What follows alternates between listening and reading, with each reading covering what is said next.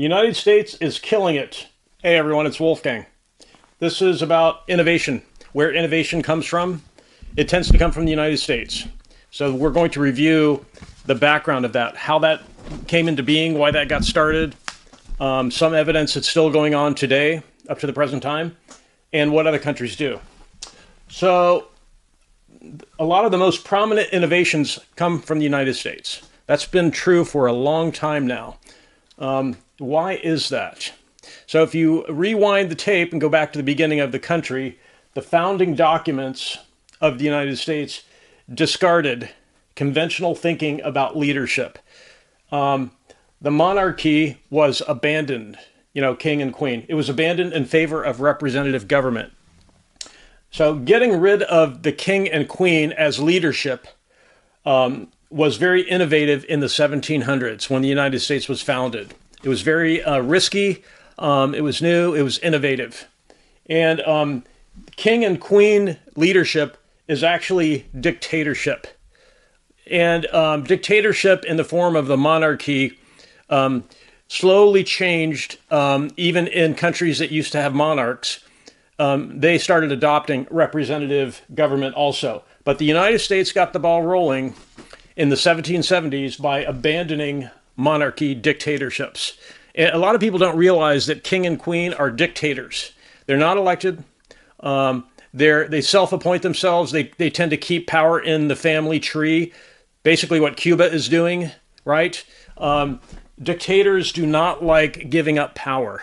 They hold power for as long as they possibly can because they think it has benefits for them. And maybe it does, but it hurts the rest of the country. If you look at Cuba, Cuba is a prison island. You cannot easily leave Cuba. It is high rates of poverty. There's no innovation that comes out of that country. It's sort of a hardcore dictatorship. So the monarchies that were abandoned did not, it did not set those countries up for success. The United States, by abandoning the monarchy, sort of set the stage for innovation. From that point on, everything in the United States, it was accepted that innovation, because it created the country, was acceptable. That taking risks, trying something new, was acceptable. So here are some of the U.S. breakthroughs. This is going back in time quite a ways, and this is not an all-encompassing list. There's a lot of things that are not here, but some of the big ones are powered heavier-than-air airplane flight. Powered airplane flight was created by the Wright brothers. The electric telephone was invented by Bell Telephone. The helicopter, the powered helicopter, although it had been sketched by Leonardo da Vinci, there was no functioning heavier-than-air powered helicopter until 1939. It was invented in the United States. The personal computer, invented in the United States. The laser printer, invented in the U.S. Electronic television was invented by Philo Farnsworth in 1927. The internet, invented in the U.S. by DARPA with help from AT&T Bell Labs. AT&T Bell Labs contributed the Unix operating system and the C programming language, which formed the core of the implementation part of the internet. The cellular phone that we all use, that was invented by Motorola in the US in 1973. Computer chips, integrated circuits, invented by Fairchild in Silicon Valley in the United States in the 1960s. GPS, the global positioning system, invented in the US. Internet search engines, invented in the US. Nuclear technology, that includes nuclear reactors, nuclear medicine, nuclear medical devices, nuclear weapons, invented in the U.S. So the laser and the maser, which is microwave, this is light, this is microwave, were invented in the U.S. And there's a lot of things that are not on the list that were invented in the U.S. So here's what other countries do. And this is the big problem. This is why the U.S. continues to be an innovator. Remember, at the beginning, the U.S. discarded all conventional thought about leadership, and they tried something new. Our country tried something new. Representative government. It was brand new, it was innovative and risky. What other countries do, they have social stigma about failure. It's changing over time because everyone's seen what the U.S. is up to, and they want to copy it. The key to the problem in other countries is there is still social stigma, negative connotation, associated with failing, with trying something and failing. It tends to be a personal thing. If someone fails, it's a personal failure in other countries. So other countries that are smaller, this is another issue. There are fewer people to try new things. So if you have a large population, there are a lot more people who can try new, innovative things. So it's easier to find out if you're onto something, if you're innovating something. So trial and error is a vital part of success, of becoming successful. Trial and error is a process of trying something because you have an idea, this might work, let's try it. And you may have to suffer a lot of failure until you achieve a success. And failure does suck, you know, it's a bummer, but it's necessary, it's part of learning. So in other countries, it's less acceptable to try and fail. So in Europe, there is still social stigma about failing and failure.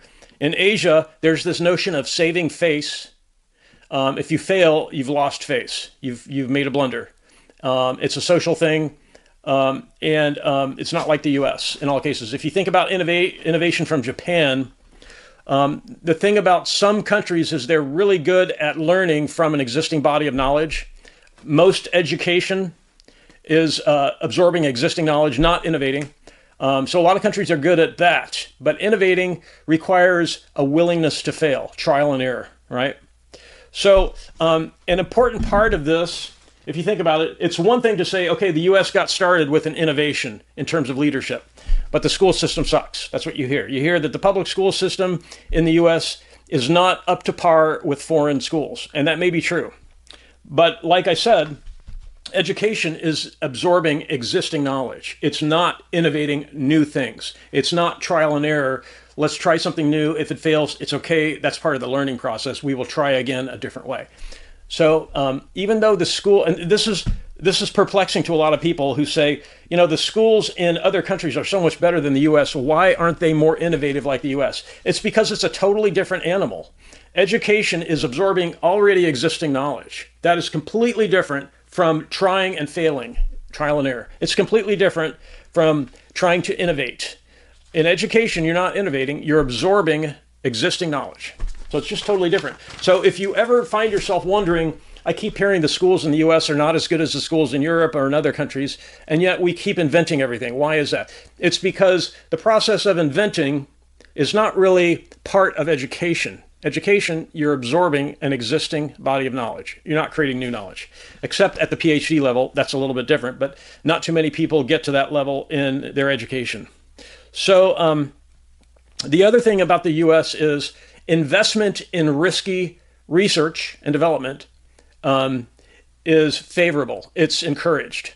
There are a large number of people who are wealthy who are willing to risk, to put their money at risk to try new things, knowing they might fail, and most of the time they do fail. The success rate of startups in Silicon Valley is only about 10%. 9 out of 10 startup companies fail, and we're talking so much money being spent on those things, billions of dollars that have been flushed down the toilet on ideas that didn't work out. So in the U.S., there is a willingness to take those kinds of risks, financial risks, to try new things. There's this idea that, okay, if I have only a 10% chance of being successful, but the success is really huge, then I should keep trying until I actually find a success. Because the reward is so huge, it's worth it, even though 90% of the time you fail. That's trial and error. Trial and error, and then you reach a success after blowing through billions of dollars. In the US, that's acceptable. If you think of SpaceX, Elon Musk, how many rockets exploded on the launch pad? Many. He had many explosions on the launch pad. That's public failure. That's failure that everyone can see, right? That's trial and error. That's hundreds of millions of dollars exploding on the launch pad. So much money lost in that. And he kept at it, trial and error. It's really supported in this country. And the key distinction is, in the United States, failing at something is considered to be part of learning. In other countries, learning is absorbing an existing body of knowledge. In the United States, failure is considered to be a part of learning. trying and failing. Trial and error is considered to be part of learning. Now, are other countries getting better at this? Yes, obviously. As the U.S. has been doing this for a long time, since the beginning with the innovation in the government. The U.S. has been around for hundreds of years, not quite 300 years, not quite 250 years, but getting close. So this example has been set for all the world to see, and the world cannot help but notice all of the innovation coming out of the U.S. despite the modest success of the public school system. And the main distinction is the U.S. encourages failing as part of learning. That's a key distinction. Many countries do not support failing. You're not supposed to fail. If you fail, there is social stigma about that. You're not encouraged to try something unless you're sure you're going to make a success of it. So that's kind of the background of why the United States is killing it. A willingness to fail and no social stigma attached to failure. Now, is there a variation in tolerance for failing in the United States? In other words, if you find a group of 100 investors that are worth $100 million each, among those 100 people, is there a variation in how many times they're willing to try before they find a big success? Yes. Some of those people will say, I've got 100 million in net worth. I'm willing to risk 5 million of that to try several ideas. If they don't work, I'm out. Taking my chips off the table. I'm not going to try anymore. Other people, like Elon Musk, are willing to risk almost everything they have in trial and error to achieve great success. And that has worked out for him, right? With SpaceX and with Tesla. I think Tesla was on the brink of failing more than once. And SpaceX, it got kind of dicey at SpaceX too. But he's the wealthiest person on the planet right now because of trial and error. He kept failing and he kept trying. And so if you have any questions about this, and basically this is not really down to just like one person in the U.S. that's behind this. It's a cultural thing, this tolerance for failure and innovation and taking risks. It started with discarding the monarchy and trying representative government. It was a very new thing. So the country was founded by taking risks and innovating. And so that sort of opened the door for everyone else to be willing to try and fail at something and take risks. So it's a country of risk takers. Eventually, probably all the countries on the planet will adopt this tolerance for failure and this willingness to encourage their citizens to take risks and to consider failing as part of the learning process. Instead of focusing on education and succeeding in test taking as a sign of success, that's not really success. I mean, it's good to be able to absorb a body of knowledge and to do well on tests. There's no question about that, right? The ability to learn existing knowledge it's vital. It's extremely important to taking the next step and innovating something, but it's not the same as trial and error and tolerance for failure. Eventually, all countries will probably adopt this same tolerance for failure and trial and error because the U.S. is killing it, and we're sort of inventing so many of the world's most important things that, and it continues on to the present day with innovation coming from the United States. So if you have any questions about this, it's a cultural thing, obviously, with the U.S. You can post questions in the comments, and I'd be very happy to answer your questions. And I really want to thank everyone for watching, and have a great day.